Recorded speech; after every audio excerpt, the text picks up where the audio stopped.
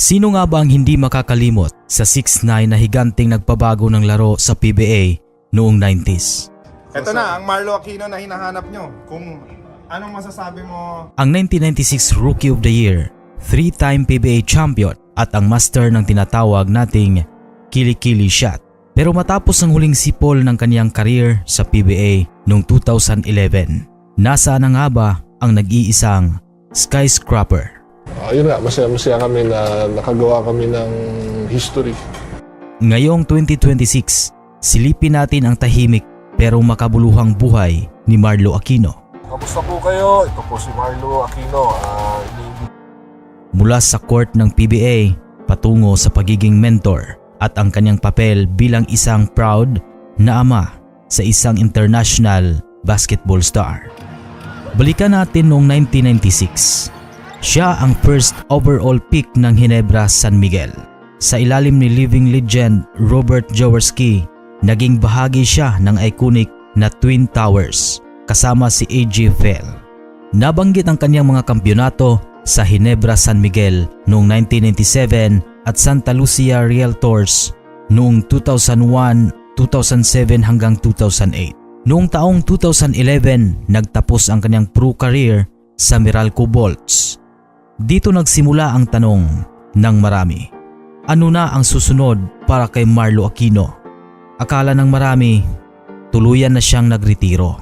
Pero noong 2018, nagulat ang lahat nang muling sumalang ang 45 years old na si Marlo sa MBPL. Ikinuwento ni Marlo na hinahanap-hanap pa rin ng kanyang katawan ang aksyon.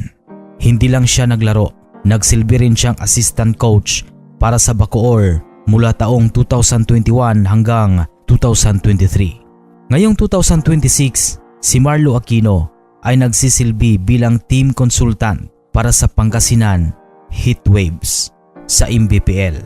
Bumalik siya sa kanyang pinagmulang probinsya upang tumulong sa paghubog ng susunod na henerasyon ng mga basketballista. Nabanggit din ang kanyang naging trabaho bilang sports technical assistant sa Bureau of Customs, kung saan nagsagawa siya ng mga basketball clinic para sa mga kabataan.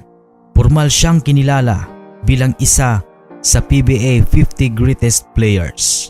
Nakitang muli ang kanyang bromance sa mga dating kasamahan tulad ni Kelly Williams sa PBA 50 Homecoming.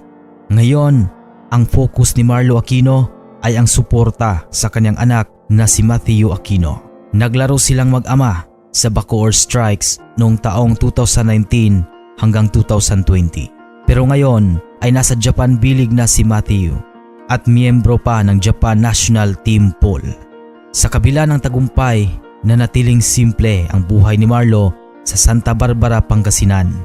Nakikita pa rin siyang aktibo sa mga Legends Games at patuloy na nagbibigay inspirasyon sa mga big men ng bansa. Maaaring wala na siya sa main stage ng PBA, pero ang skyscraper ay mananatiling nakatayo ng mataas sa kasaysayan ng Philippine basketball.